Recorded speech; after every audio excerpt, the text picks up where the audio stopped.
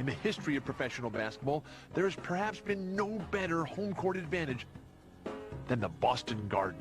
The dressing rooms, they only had 2 showers.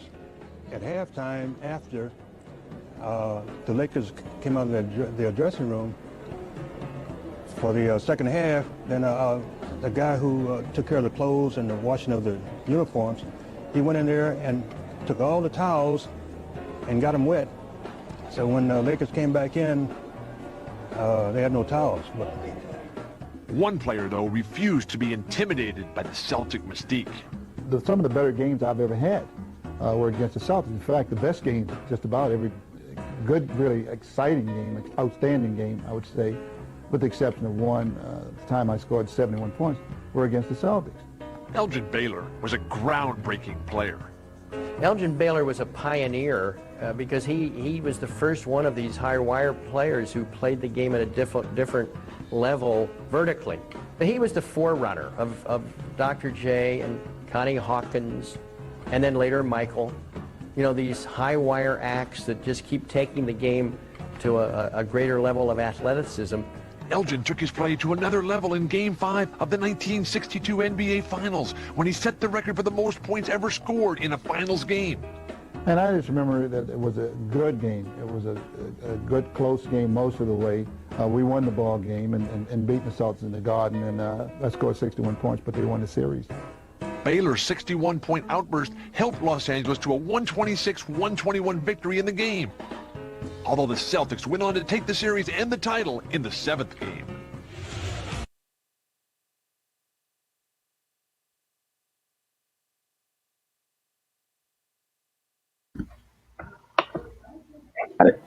Welcome back to the Focus TV. We're happy to be back with you all. As always, joined by Octavia Wyatt, Raymond Lyons, Cardell Dudley Jr., Wilson Tarpe Jr., and as you guys seen, we just wanted to start tonight by paying off the respects to the now late great Elgin Baylor. May he rest in peace, and prayers to his family, and then obviously all the fans. And it's one of those things where it was one of the rare opportunities where you got to see so much of the outpouring of the basketball community show just the appreciation for someone who's done so much, where, sadly, outside of when someone passes, people kind of overlook these things, don't pay it too much mind. But the last couple of days, at least on social media, since for the most part, we're still all kind of stuck, right? Where people got an opportunity to see where maybe they wouldn't have ordinarily got an opportunity to see. So it's one of those guys where he changed so much. And, some of the things that he did then are still there's his imprint is still lasting to today. But just want to take a second just for everyone to go around and just share their initial thoughts on the passing of Elgin Baylor. I started off, before KD, he was our GOAT. I'm talking about the DMV, DC area. He was the greatest player we had. His resume speaks for itself. Averaged 27 points per game, 13 rebounds, a little over 4 assists. 11-time All-Star, NBA All-Star Game MVP in '59, 10-time All-NBA First Team, NBA Rookie of the Year. Obviously, he's one of the NBA's top 50 players. Jersey retired on the Lakers. When they talk about Lakers superstars, they seem to always kind of jump over him. It's irritating, but what can you do? It is what it is. But it's the reason why he has his own statue in front of Staples as well. I know DC, obviously got a lot of older mentors who's been, instrumental in my own life, like Ed Myers and all those guys. How the youngest look at KD now, that's how they looked at Elgin Baylor, back in the 50s, 40s, 50s, and 60s and stuff like that. I mean, all the way, not just from what he did in the NBA, when he came back home, played in the summer leagues in DC. I always say, he was the originator of showing up to summer league games late, dropping 60 points and rolling out. He started that. So he was before his time. He was the first skywalking wing that could do everything on the floor. It wasn't necessarily seen before that. And he was the foundation for what came later with the, Connie Hawkins, the Dr. J's, the Dominiques, the Jordans, the Clyde Drexlers, Kobe, Tracy McGrady on, D-Way, any wing that could do a lot of different things on the floor, but had Bounce David Thompson, guys like that, obviously LeBron and all those guys, so on and so forth. He was the first because there was nobody before him. And his game was home on the streets of D.C. A lot of people, always got their favorite areas where they're from, where they kind of claim to be the best of all time. But I'm always stick with our area, man. It's just, we literally, to this day, set standards. And in a sense, because of him, all of us that came up in this area playing basketball, we're essentially, in a way, from a basketball sense, his children. Because we all got a little Elgin in us. So you can go to high school games and you'll see a piece of Elgin in every player.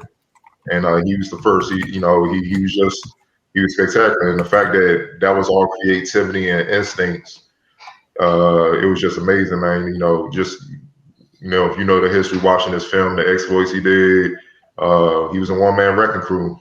And honestly, to be perfectly honest, I didn't really appreciate all the fake flowers yesterday. You can't say that his era is trash and nobody from his era could play today and then say rest in peace to a legend. That's just suspect to me. But people won't jump on stuff to get the clicks and views and whatnot. But those of us that know. And he most definitely is 6'5", 220, 225. He most definitely could have played today. And he did his damage mostly in the 60s. So, kudos to him. He stands above everyone else, man. Obviously, like I said, KD took it further. But outside of KD, there's no one that came out this area that was better. Octavia, you're right.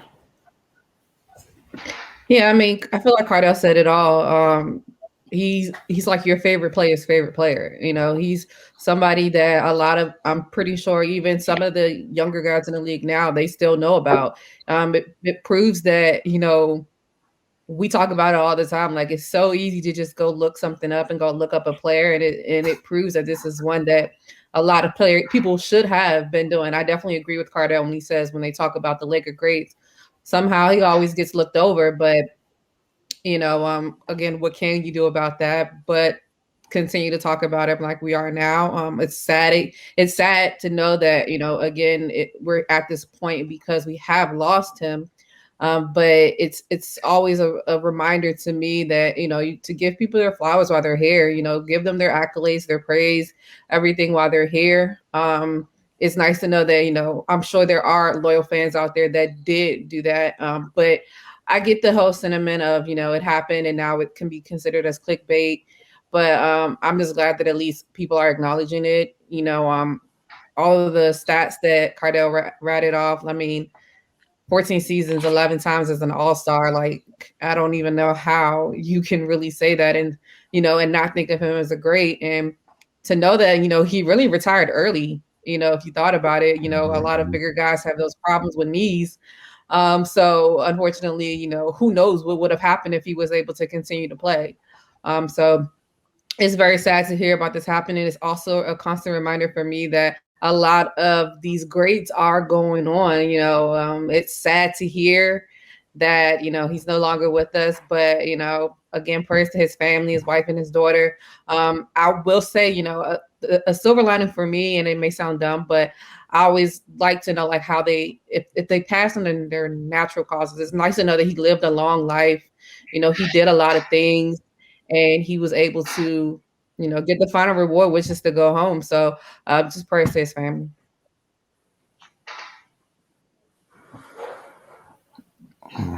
Go ahead, Ray. Yeah, man. I just hate that, he had to pass away before, people actually started to speak on him, with the respect that he earned. All this information was available while he was alive, and people waited until yesterday to flood social media with it. And, I consider that a failure on everybody's part. I know he had a complicated relationship with the league, but man, he's like Cardell said, man, he's one of the greatest ever. And he impacted the game of basketball in the NBA so much. Like him taking a stand is the reason why the NBA decided to stop playing in segregated cities. You know, they were playing, I believe it was in Charleston, West Virginia. You know, the Lakers came into town to play, and they tried to make the black players stay at the segregated hotel. And you know, Elgin Baylor said, "I'm not suiting up." You know, so from that point on, the NBA decided not to play in segregated cities anymore. And I mean, I know like it wasn't from a benevolent place for them. One of their biggest stars wasn't on the court, so they had to remedy that. But it is what it is. He caused them to change their course, which is which is now really talked about. And you know, I get it these days. The players speak out on social issues, and that's great. But I don't think people take into account what those guys were going through in the days of Elgin Baylor and Bill Russell, and how much they sacrificed, how much they put on the line to actually get to this point. And you know, and it's so much, you know, you could talk about with Elgin. And I mean, I don't know if a lot of people know, but you know, before they drafted him, the Lakers franchise was in peril. You know, so they drafted him and convinced him to forego his senior season of college to come and play because they needed him to hurry up to resurrect the franchise. And the owner at the time said, if we didn't draft Elgin and he didn't come play for us, we would have folded. So can we imagine the NBA without the Lakers franchise? You know, and that's solely on him. So I mean, it's just you know, it's just a shame that he wasn't able to receive his flowers properly while he was here. But, you know, he was recognized as one of the 50 greatest. You know, anybody that knows about the game knows about the damage he did. And his talent is unquestionable. And again, like Cardell said, anybody in this area definitely knows, or they should know at least, you know, if you consider yourself a basketball person. Just the foundation he laid is, you know, it can't be matched. And yeah, you know, of course, props to KD. He's doing his thing in this generation, but even he'll tell you that, you know, Elgin Baylor is the godfather of basketball in DC and the DMV area. So yeah, man, as everybody offer their condolences, I'll do the same, man. Prayers to his family, you know, everybody that knew him, everybody in the Clippers franchise, Lakers franchise that he worked with, and yeah, man, it's just a terrible loss. And dang, Rodney ain't had to put that picture up. But yeah, man, just our prayers to his family, and I am glad that actually people are getting to know what Elgin meant to basketball and the NBA, and you know, hopefully this will inspire people to do some research on, you know, on players from that era and just players before they're familiar with, period, because it's a lot of history in this game that people miss out on, you know, just basically by being lazy and ignorant. So yeah, man. All right, Rodney, stay Johnny on the spot with the pitches, man. At all times. At all times. Things is always consistent, man. Octavia, we're gonna pass it on to you. No, it's been kind of quiet on the NFL side for a little bit in some regards, but today we can focus on free agency in the NFC East. What you been thinking? You know, your team's kind of chilling, and you know, Mr. Gettleman been busy. So what's good? That's the first thing that I was going to say is that, yes, it's been quiet. Other places in the NFL, not so much, but I'm sure we'll get into that later. But yeah, that's definitely the first thing I've been thinking about, is the Philadelphia Eagles have been super quiet with them free agency talks. There hasn't been a lot of movement going on, so I can definitely start there because it'll be the quickest one to get through. So, I mean, again, excuse me if I miss any, because again, there's been a lot as far as free agency signings that have been happening over the last week or so. But for the Philadelphia Eagles, they only signed 2 safeties. They were able to get safety. Well, it's still pending from this one. I haven't really heard the specifics with safety Andrew Adams coming from the Bucks. But then the other one that has been confirmed was the safety Anthony Harris, who was previously with the Minnesota Vikings. He signed to a 1-year, $5 million deal. They were also able to re-sign Hassan Ridgeway, who's been injury prone. So hopefully he'll be able to stay healthy this year. And the latest signing that actually happened about an hour ago, the big thing that everybody kept talking about is there's only one quarterback so far. Like, what else are they going to do? I consider that there is only one quarterback. I don't care that Nate Sudfeld is still technically there because he's a free agent, but we only have one. So we're not even going to talk about him anymore. But now there is two. So the Philadelphia Eagles are supposed to sign quarterback Joe Flacco to a 1-year, $3.5 million guaranteed, with the opportunity to earn $4 million. I think it's actually an okay pickup. You know, it's cheap. You know, we need a veteran backup, at least somebody that has had some type of field experience within the last couple of years. We know he just came from the Jets, and he didn't do too well there, but I don't feel like a lot of people do in the Jets. So I feel like I want to not look at that situation and just continue to remember him as the Joe Flacco from Baltimore that took them to a Super Bowl in 2012. That's what I choose to focus on. Hopefully he'll be a good mentor to Jalen, because that's what he's going to need. Somebody at least that has that veteran experience, has been through a Super Bowl, been through a tough season like that. So hopefully it works out. I think it's cheap, but we'll see if they still decide to sign anybody as free agency continues. Of course, we know the draft is coming up, but who knows? I have no clue what my team is doing at this point. I'm just here for the ride like everybody else. On the opposite side of that, like you stated, the Philadelphia Eagles didn't do a lot, but the New York Giants have been busy. They have, like, when I really sat down and looked at everybody that they've signed, I was literally like, Jesus, that was a lot of people, especially just within the NFC East if you're looking at that. So I'll start with the lesser of them. And I hate to say lesser. I apologize to you people that were signed. I don't mean lesser, but the ones that didn't make a lot of noise. They were able to sign wide receiver CJ Board, long snapper Casey Kreider, defensive tackle Austin Johnson, linebacker Reggie Ragland. They were able to get some more of the notable ones. Will be the running back Devontae Booker coming from the Raiders. He signed to a 2-year deal up to $6 million. Wide receiver John Ross comes from the Bengals. He agreed to a 1-year deal worth up to $2.5 million with $1 million guaranteed. I'm not going to say this name because I'm going to butcher it. He's a former Minnesota Vikings linebacker. All I know is Afidi. I'm not going to go with the last name. He signed to a 1-year deal worth $2 million as well. And then we start to get into a little bit of the bigger ones. They were able to finally sign defensive line Leonard Williams, who was franchised the last 2 seasons. He signed for 3 years, $63 million with $45 million fully guaranteed at signing. He's taking a bag. One pickup that I was a little bit not concerned about, but confused about, tight end Kyle Rudolph, who comes from the Vikings, is now signed with the Giants. He signed a 2-year, $12 million deal, including a $4.5 million signing bonus. I say that because it makes me wonder what they're going to do with Evan Ingram.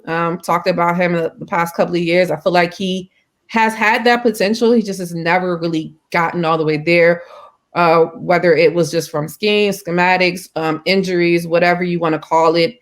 He's had some good games, but then he has really, really bad games. So they kind of have a lot of people in the tight end room right now. So I'm actually interested to see what they're going to do with Evan, if they're going to keep him, if they're going to try to trade him or figure out what they want to do with him. Big signings, though. Well, this one's not a big signing, but they did also sign Mike Glennon, former quarterback. He will be backing up, as they call him, Danny Dimes. I guess that's the thing that they're calling Daniel Jones now. I don't really like it.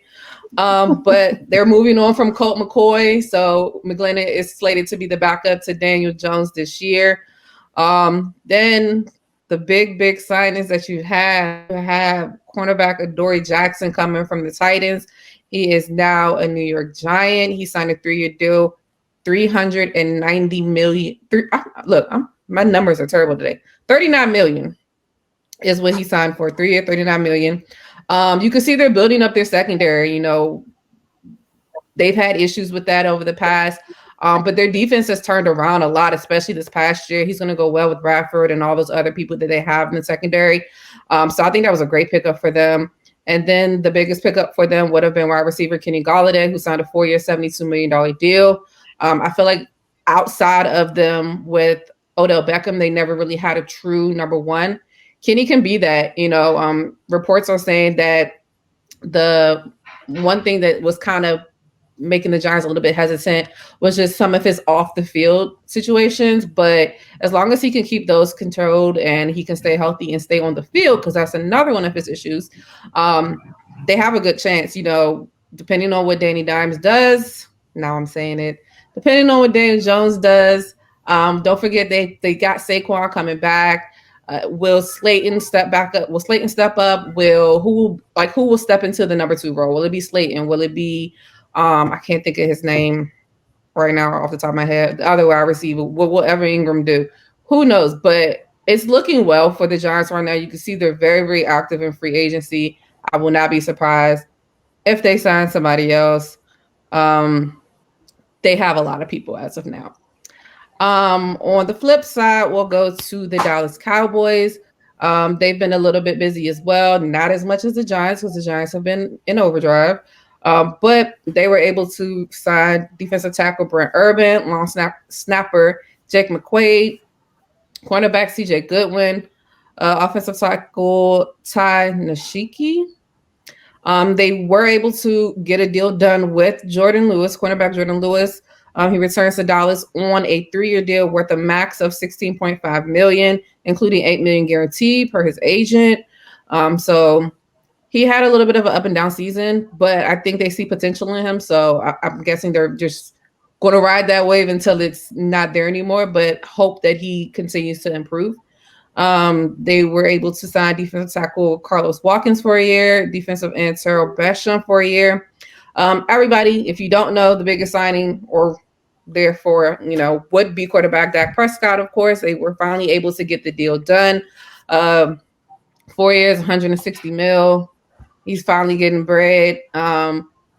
It took them a long time to get here, as we all know. It took the tanking of the season, I guess, for this to happen, to see how important Dak was to them.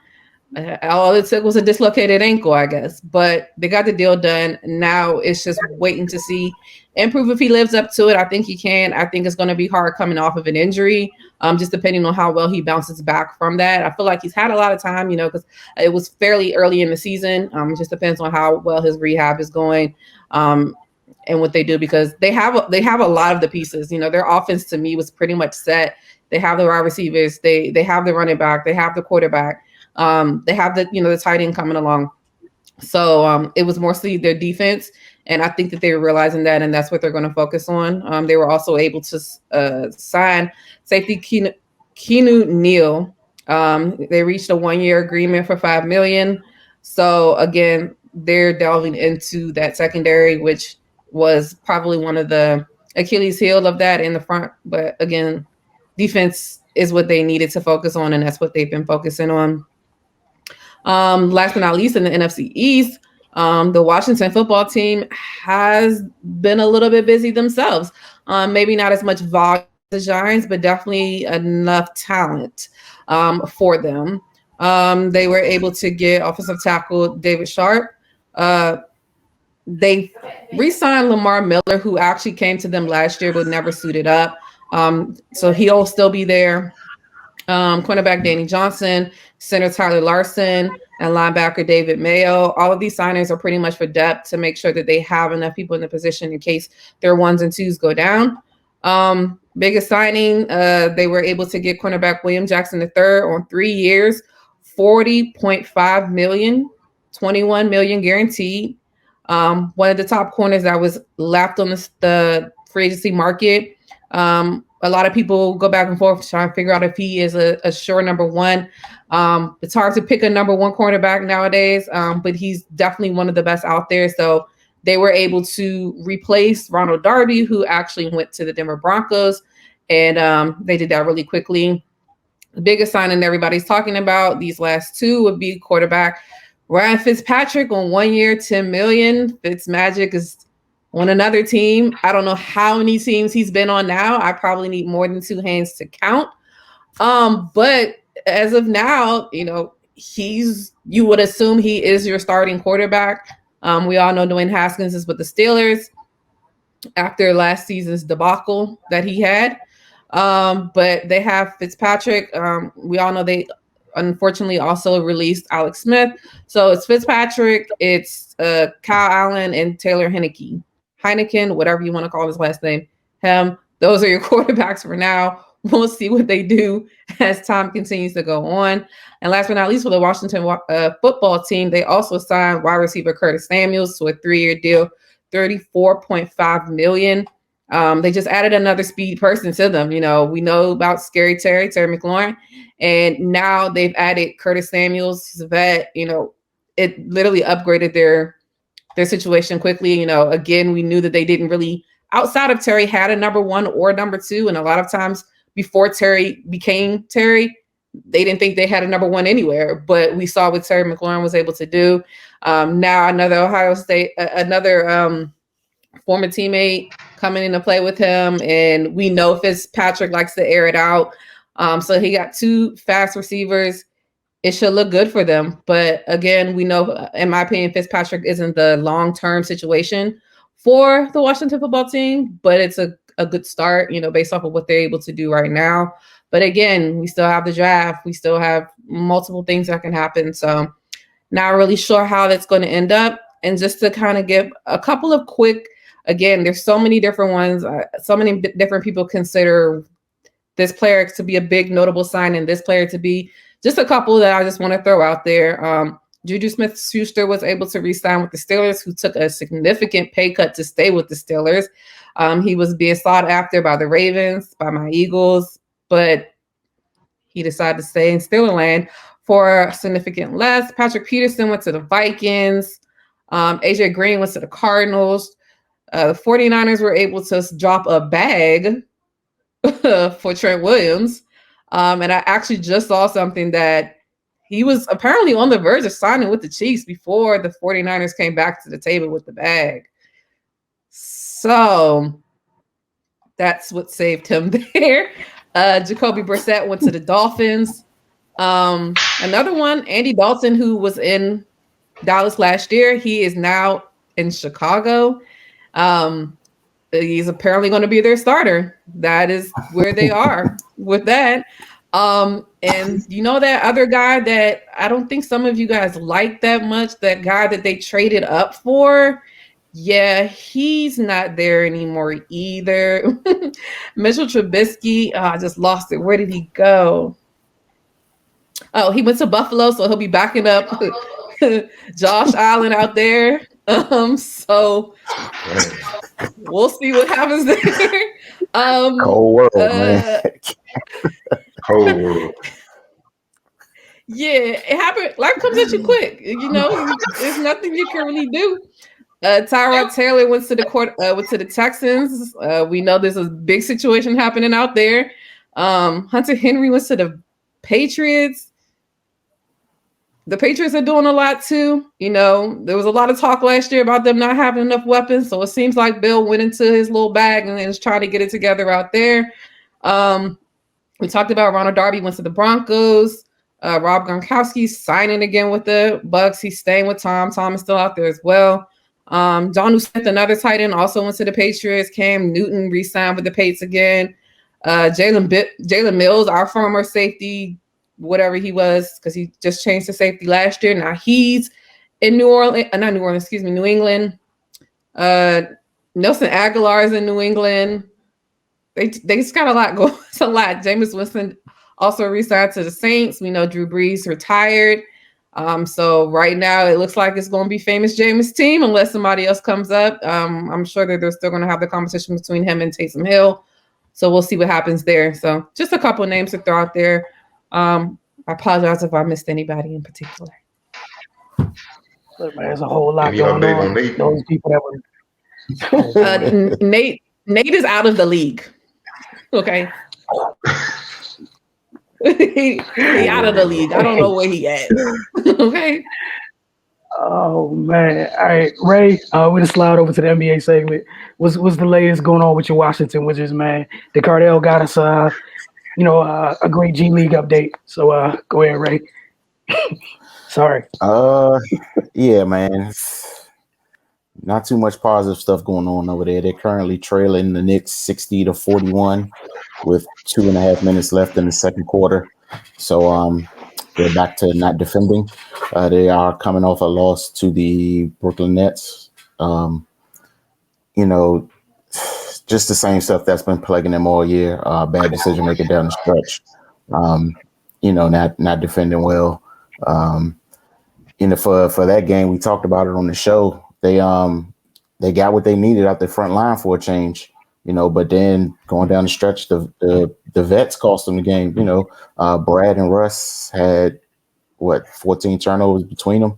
And that's just acceptable. Those are supposed to be your sure hands, and they're giving away possessions. So yeah, man, the Wizards are back in the free fall. They gave us a glimmer of hope with their during the month of February, but they kind of limped into All-Star break, and then coming off the break, they've just been abysmal. So it's back to business as usual for them. They're currently 15-26 on the year. So hate to be brutal here, but they're probably gearing up for the lottery. So scouts get to work and see who they can get, come draft night. Cardell shaking his head. I mean, I know they gotta get one of these young athletic bigs, man, in the draft. It's a lot of them. We're getting a good look at them in the tournament.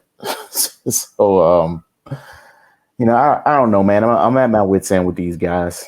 They seemingly try everything this season, but their issue doesn't seem to be one that can be fixed externally, man. The players just got to look themselves in the mirror and decide that they're going to do what they have to do to be competitive every night.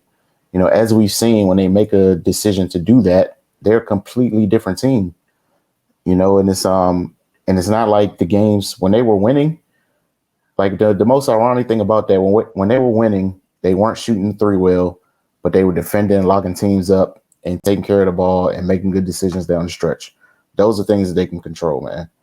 I see if during the streak they were just lights out and just having out of body experiences shooting the basketball. If that wasn't the case, they were winning in a multitude of ways and being solid. So whatever they need to do to find that again, they need to do it. I don't know if they're superstitious at all. They need to go back and revisit what they ate those stretch of games. And I don't know, man, but it's frustrating. I'm sure we'll have a lot to say later on tonight. Score is now 62-45, minute 45 seconds left in the first half. So, looks like this one's going to get rather ugly.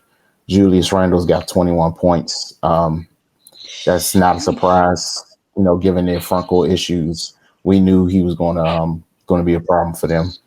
And, he's proven us correct. And that's no credit to us being foreseers. It's just the evidence that we've been given through these last 41 games or whatever. So, yeah, man. Tough times. All right, moving on to something more positive, Cardell. We're going to get Brooks up out of there, though. And he's going to be like, you know what? Thank you. All right. G League. Their season awards came down today, and a guy who we were high on throughout the season, Paul Reed of the Delaware Blue Coats, won both G League Most Valuable Player and Rookie of the Year. Go figure. He was a monster, posted double-doubles throughout the year, and actually led his team to the championship game where they fell to the Lakeland Magic. Reed is joined on the All-NBA G League first team by Oklahoma City Blue center Moses Brown, Lakeland Magic forward Mamadi Diakite, Westchester Knicks guard Jared Harper, and Rio Grande Valley Vipers guard Kevin Porter Jr., who's obviously with the Houston Rockets now. All five players have seen action in the NBA this season. As for the second team, it includes Raptors 905 players and forwards Henry Ellison and Alize Johnson, and guard Malachi Flynn. Joining him with four-way Mad Ants, O'Shea Brissett, and Canton Charge guard Roderick Thomas. Ellison, Flynn, and Thomas have played in the NBA this season with the Raptors, of course, while Johnson signed a 10-day contract with the Brooklyn Nets on March 22nd. As for the G League third team, Iowa Woods forward Tyler Cook, Austin Spurs guard Trey Jones, and forward Robert Woodard II, Santa Cruz Warriors guard Jordan Poole, who is now putting in work as we speak with the Warriors, and Erie Bayhawk forward Rod Uhoff. Cook, Jones, Poole, Woodard II have played in the NBA this season, bringing the total to 12 or 15 players on the 3 NBA G League teams who have competed in both leagues in the 2021 season. The NBA G League All-Rookie team is composed of Diakite, Flynn, Rio Grande Valley, Ford, Kenyon Martin Jr., Reed, and Thomas. And Raptors 905 guard Gary Payton II, yes, the son of Gary Payton the Glove, won Defensive Player of the Year. And joining him on an all-G League defensive team was Brown, Diakite, Lakeland guard Tajir McCall, and, of course, Paul Reed. Just pay close attention to Paul Reed. It won't be long before he sticks in the league and be doing work. As you can see, he's pretty much on everything. So it's also good to see that with the G League, the NBA values that league so much where guys know if they put in work there, they will be called. It's not a hope no more. They will be called up and get a chance to show what they can do, man. So I love how the league has grown over the years where it's a true minor league for the 82-game league, the NBA. So looking forward to see what these guys continue to do in the future. Some of them already getting going. You know, you see Poole out and go to state putting on numbers. So it should be fun moving forward. For sure. Definitely enjoyed covering that very compressed season.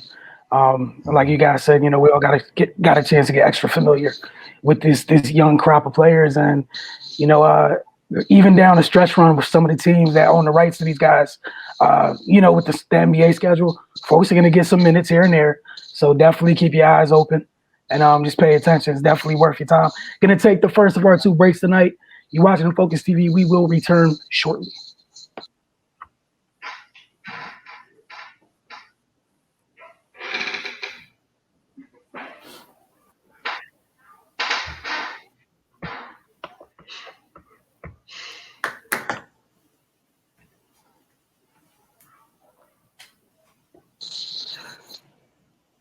Welcome back to the Focus TV. Up next, before we move on, obviously it is tournament time. Just like, you know, we got Wizards Outlook going on. If you guys follow us on social media, you'll be very aware we got this thing within the madness going on for both the men's and the women's side of the brackets.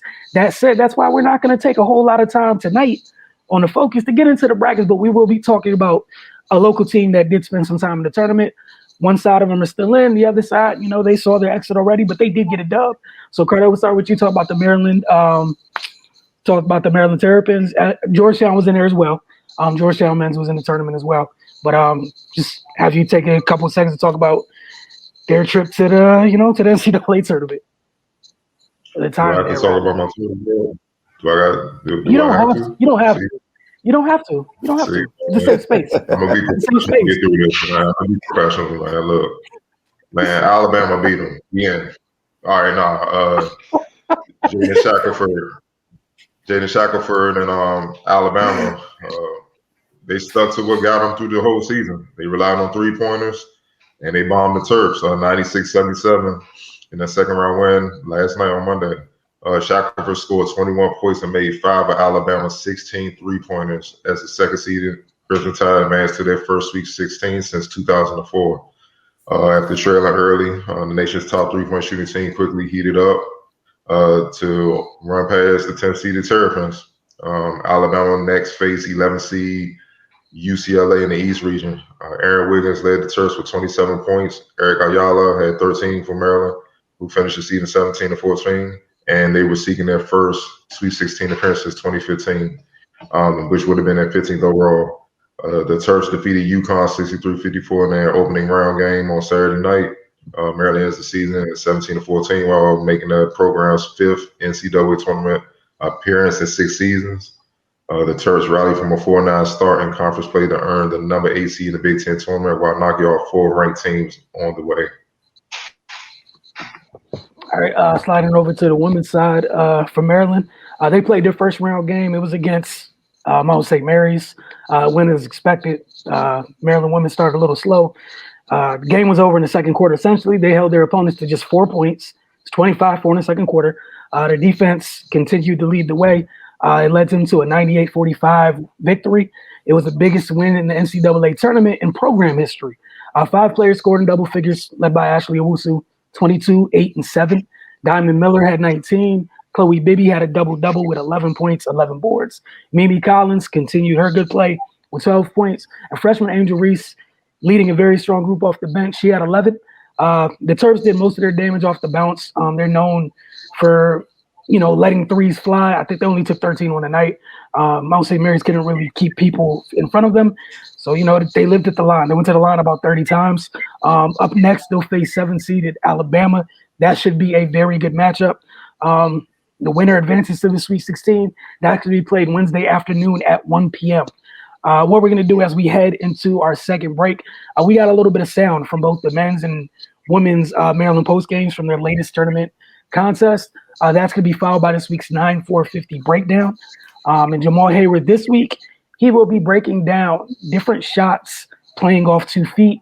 Again, it's different shots playing off 2 feet. We'll see you guys after the break. Well, it's not the way we wanted to go out, obviously. We started well. I think we were up 12-4, and the game got away from us. But I just think Alabama was terrific. Quinterly was off the charts. I mean, he was controlled the whole game. We couldn't keep him in front of us. He had 9 assists at halftime. I'm not sure what he ended up with. I think they made 16 threes. They shot the heck out of it. They haven't been shooting it that well lately, but they shot it well today. And we're a good defensive team, but we were just a step slow all night. We never could get caught up with their offense. So our offense was good enough at times for us. We just couldn't guard them. But give them credit. There's a reason they won the league and won the conference tournament. They're a heck of a team. I said before the game they were the 5th number 1 seed in my mind, and they played like it tonight. They were terrific. Okay, we'll take questions, starting first with Jacob Steinberg. Hey, Coach. Jacob Steinberg, WMUC Sports. You mentioned Javon Quinterly and just how much he attacked off the dribble. Do you think that was just a byproduct of the guys not being in the right spots and not being quick enough defensively, or do you think that was just his explosive quickness at the point guard position? Probably not quick enough would be an answer, but also he's got a lot of really good shooters around him, so they were all making shots, so it's hard to come help. They space the floor well, and some teams will have one guy out there that can't shoot, and you can come help, and they were all making shots tonight, so it made it difficult for us. Were we a little out of kilter, a little bit out of it? Yeah. And then they just kept, and I think it kind of took our mojo a little bit when they just kept making them. Started the second half, it felt like everything they threw up went in. And so, yeah, it took a little bit of our mojo out of us. But I think they were really good, and we were just a little bit off our game. But you got to give them credit. Our next question from Lila Bromberg. Hey, Coach. Lila Bromberg, just 0 Times. Just how much do you think the lack of depth kind of hurt you guys when Alabama is, running and gunning like that and, really just being able to sub in and play as fast as they wanted tonight? Well, Charles Barkley will say it, you are who you are, and you are what your record is. And we are who we are.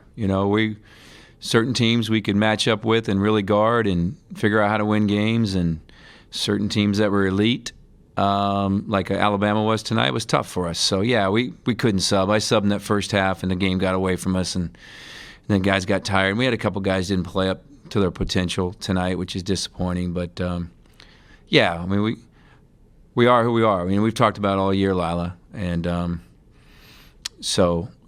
but doesn't take away how proud I am of this group and what we've accomplished this year and the fight we had, and we could have quit many times. We could have went a lot of different directions, but we stayed the right direction, and we were able to get here and win an NCAA tournament game when we were picked 12th and looked like our season was over in late January, early February, and to get here and be a part of this game says a lot about the young men in the locker room. Actually, I wanted to ask, on that play, you were in transition, you kind of bobbled the ball, caught it, and went up for the floater all in one motion.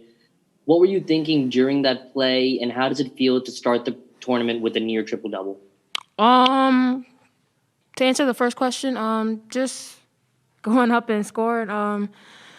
Teams, as you can see, probably scouting for me to take the charge. So just, using the floater more often. And it feels good to finally get my first game in the tournament. Last year, our season was cut short, so I didn't get to participate in the tournament. So just coming out and giving my all. Today, you were incredibly effective from the post, used a variety of moves to score.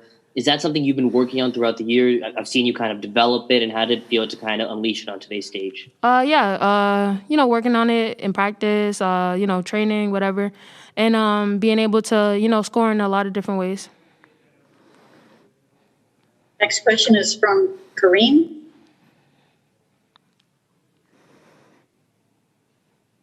Oh, there we go. Hey, Ash, Kareem Copeland from the Washington Post. Take me through that second quarter. What were you guys clicking on defense so well? I mean, you guys only gave up 4 points in the entire quarter, and I think you went on an 18-0 run at a certain stretch. But what were you guys doing defensively in that second quarter that really kind of set things apart?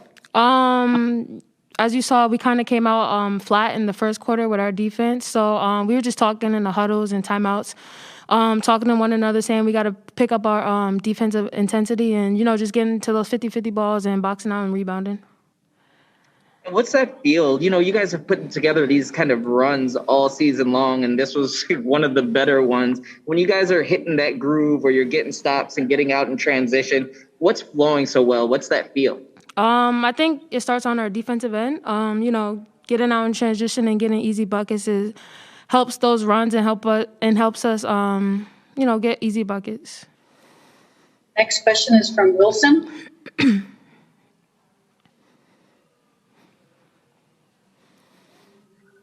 Hi, Ashley. It's Wilson from Armando Sports. Just one quick question. We've heard all year about how much you guys love each other, the unselfishness. I want to ask you about a particular play. I think it was Zoe found Ty cutting backdoor for a reverse layup. Saw you guys going nuts on the bench. Know you guys talked about the depth all this season, but what was that like for you guys seeing some of the lesser heralded players have a highlight play like that? I think it was great, and I think everyone's reaction just shows how much we love each other and how much we want each other just to be successful.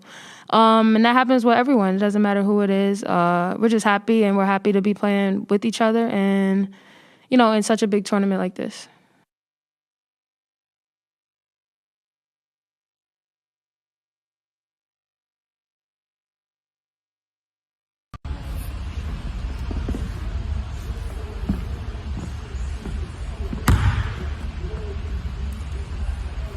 Today we're going to work on 2-foot finishes, playing off of 2 feet, using our left foot as a pivot foot to pivot away from the defender. I'm going to show you 3 different finishes. Just remember, with these 2-foot finishes, on the high school and college level, you have to land on 2 feet.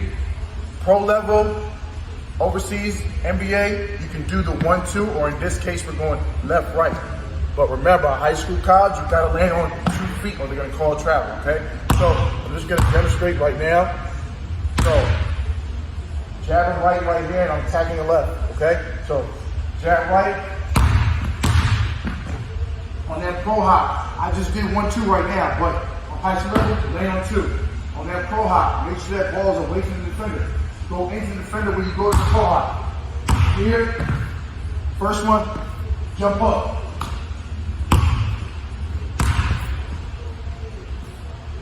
Jab, lane, pivot away, jump shot. Third one, jab again, pivot away, shot fake, step through. So we're going to go through all these right now. Let's go.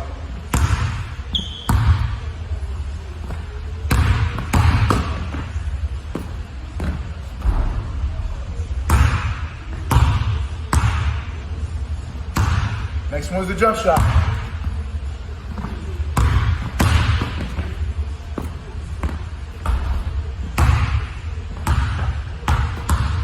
Third one.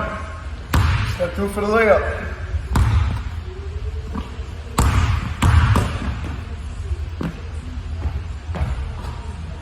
Those are 3 finishes here that you can use playing off of 2 feet. Safer to play off of 2 feet.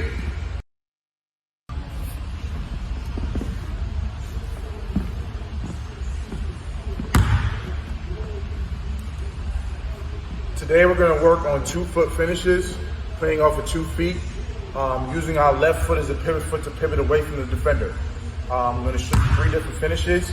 Just remember, with these 2-foot finishes, on the high school and college level, you have to land on 2 feet. Pro level, overseas, NBA, you can do the 1-2, or in this case, we're going left-right. But remember, high school, college, you got to land on 2 feet, or they're going to call travel, okay? So I'm just going to demonstrate right now. So, jabbing right hand, I'm attacking the left, okay? So, jab right. On that pro hop, I just did 1-2 right now, but on high school level, land on 2. On that pro hop, make sure that ball is away from the defender. Go into the defender when you go to the pro hop. Here, first one, jump up.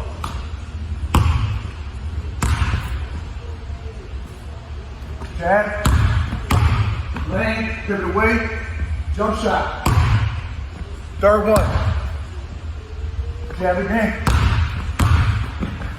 pivot away, shot fake, step through. So, we're going to go through all these right now. Let's go.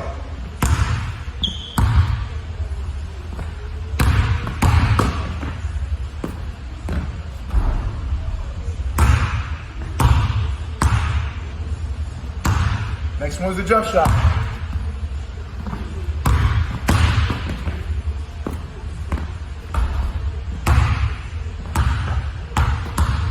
Third one, step through for the layup.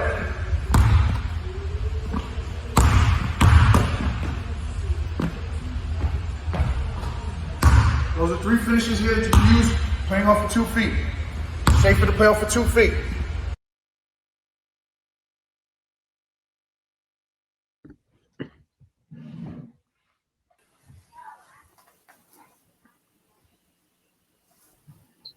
Welcome back to the Focus TV. As always, thanks to Jamal Hayward for bringing us the 9-4-50 breakdown each and every week. He always provides us with some great knowledge. That said, we got time for a couple questions of rapid fire. Cardell, what you got for us tonight, man? Oh boy, we'll start with an interesting one right here. Reports are Orlando Magic for Aaron Gordon requests trade from the Magic. The Magic reportedly have a steep asking price for an Aaron Gordon trade, which obviously won't make him happy. Report is Aaron Gordon is ready for a relocation, as sources tell The Atlantic, and that he asked Orlando Magic president of basketball operations Jeff Weltman for a trade through his representative in February. Sources say the Celtics, whose significant struggles this season appear to have increased the pressure to add another impactful player in time for the playoff push, have been among the teams engaged with the Magic about a possible Gordon deal. The Timberwolves, Nuggets, Rockets, Pistons, Warriors, and Trailblazers are also reportedly interested in Gordon. What are your thoughts on that? I'll start with you, Octavia. I mean, I like it. Some of the top teams that you said, like I could see him in Boston. I definitely could see him in Portland. I mean, he's still a good player. I don't know what the actual reason is behind why he wants to leave. Maybe he just doesn't feel like his career is growing or they're going anywhere. It's been tough down there for a while. But I feel like they've gotten better. I know they have had a lot of injuries. But I think he'll be a good fit in Boston. I definitely think Boston needs something new to like jumpstart them. Because I watched them a lot, and a lot of times, like when I watch them, like I just don't understand why they are playing as bad as they are. Like it's hard with that much talent that I feel like they have, like which is Jason Tatum and Jaylen Brown. Like I feel like just where they are in the standings right now is just not good. But I mean, I could see him on one of those 2 teams. No, we go to Portland, and Melo ain't gonna get no clock. Go ahead, Raymond. Go get started. I mean, he already coming off the bench. He always gonna get some clock. It just depends if they ever get Nurkic back. You know, they still got Nurkic gone and Collins gone, so we'll see. Don't worry, I'm watching them later tonight. They're gonna play tonight. I don't know how that's gonna go. They play the Nets. It's not gonna be pretty. Memphis? Ja? Huh? That's my other team too. It's my other team too. But now they play the Blazers play the Nets tonight, so it's not gonna be a good night. We'll see what happens. All right, on you, Raymond. Yeah, I mean, if he can get to somewhere he wants to be, then it's all good. But I guess the way of the world in the NBA now is just, you know, when things ain't going right, then demand a trade.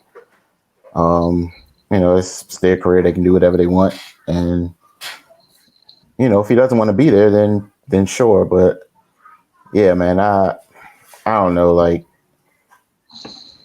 you start somewhere, you know, you try to build something.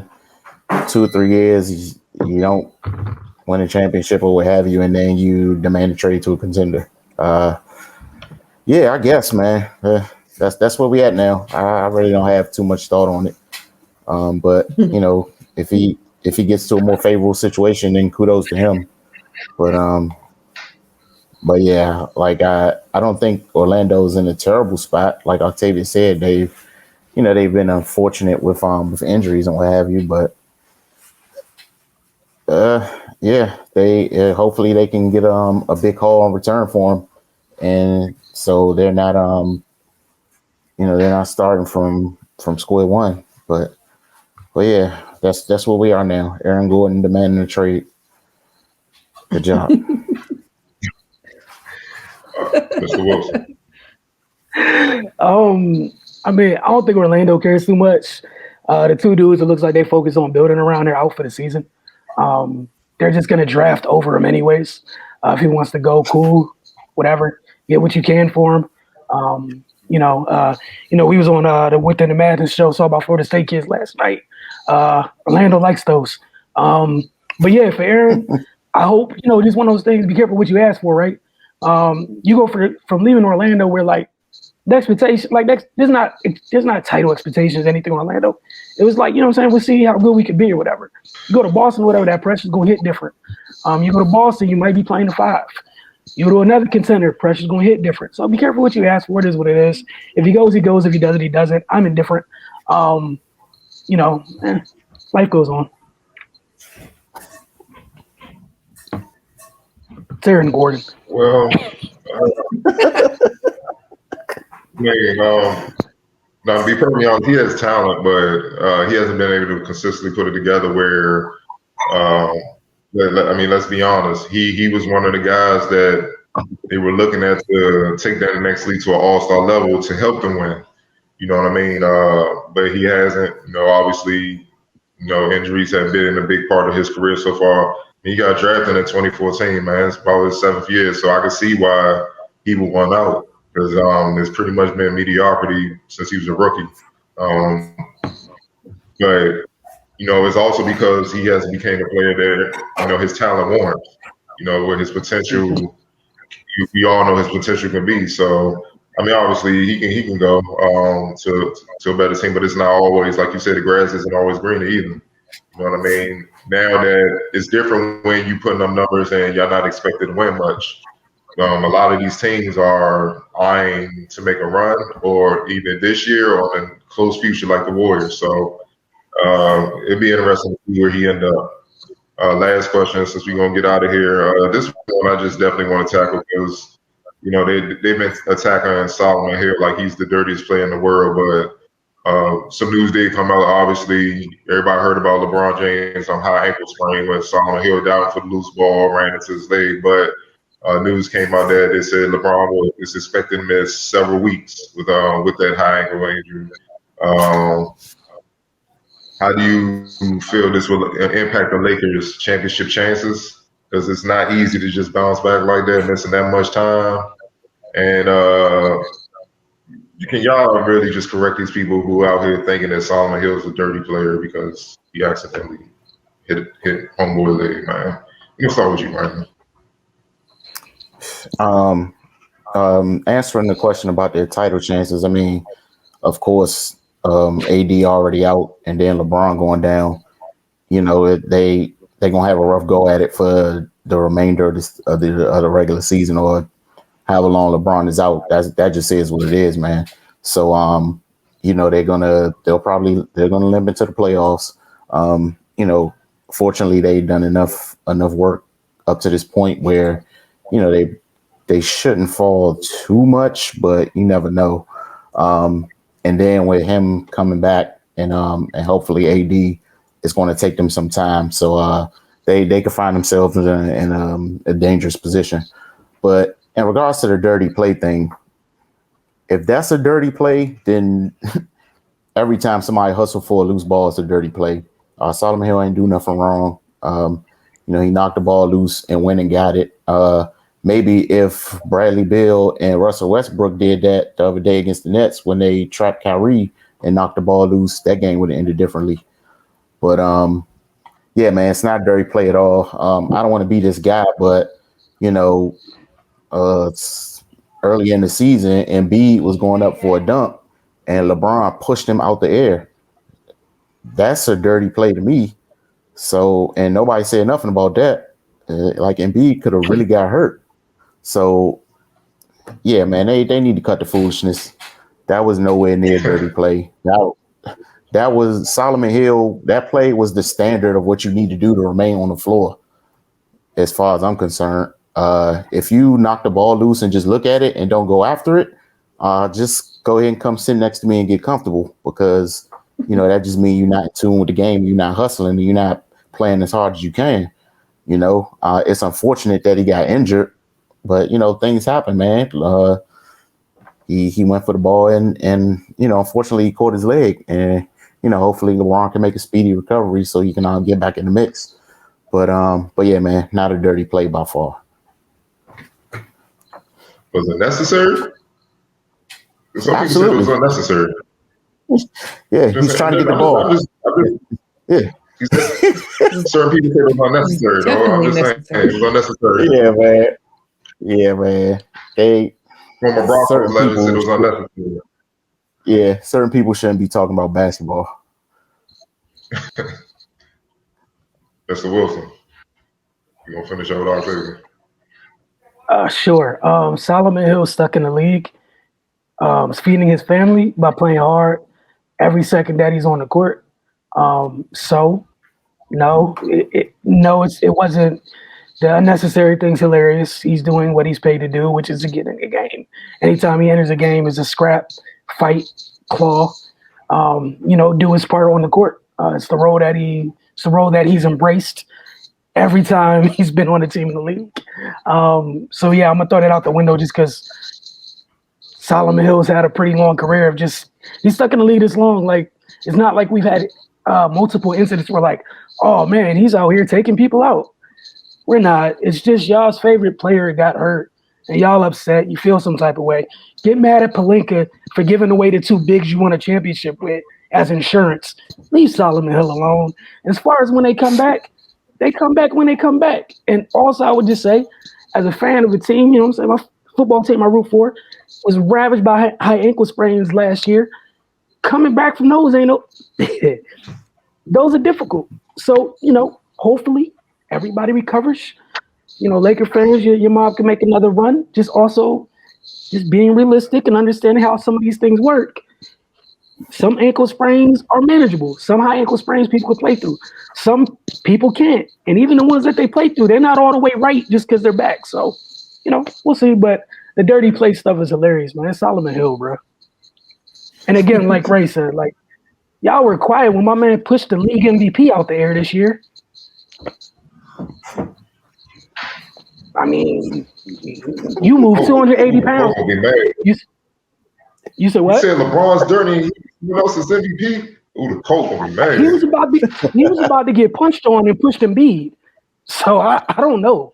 Like, you could have just walked away or just got punched on, but you pushed him. We all know Joel is held together by Lord knows what. Every time that boy falls, we are all worried. Lord. And you threw him back. Like, I don't got time for that, man. Like, if y'all got time to call out Solomon Hill, I could bring up every time someone's about to do something bad to him and people accidentally lose their balance. Y'all got to stop it. Casper the Friendly Ghost out here taking folks out. Like, stop. Y'all got to stop. I got to let go. Ridiculous. That's Octavia.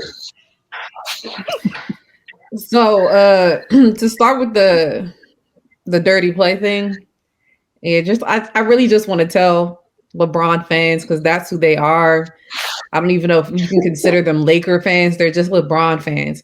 Like, just stop crying, bro. Like, just let it go. It's not dirty. It's not like come on, bro. Like, if that was anybody else whose ankle he fell on, nobody would say a word. But this is the preview to them having their proof of how to say, like, if their season messes up, this is why, and it's his fault.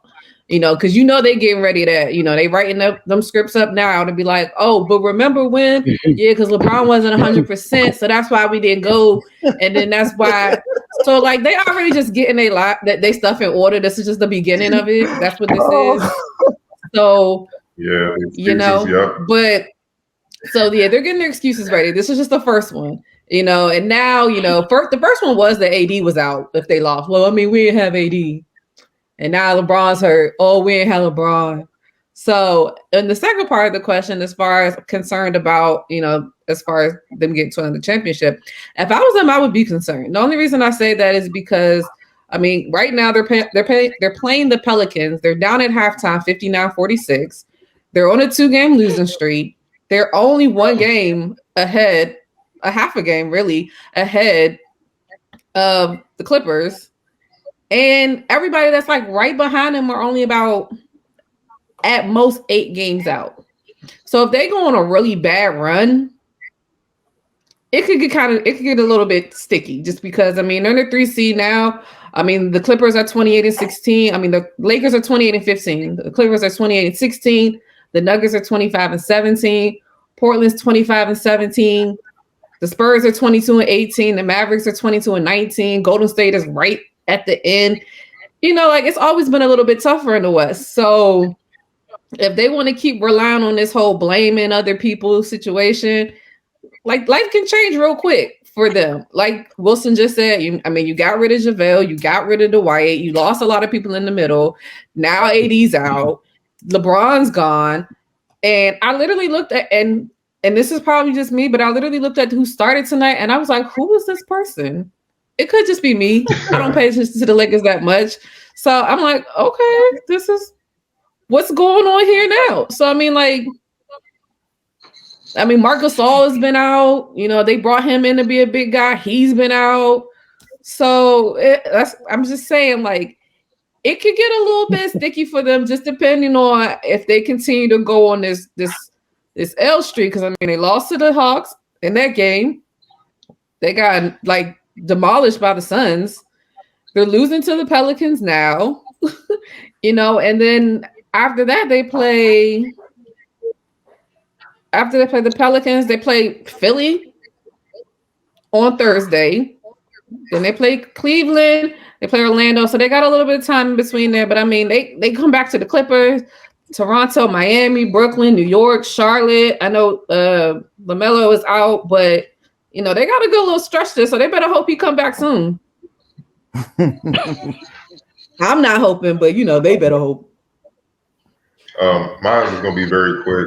As far as if it's unnecessary, that's called basketball. The ball was loose. He was trying to get it.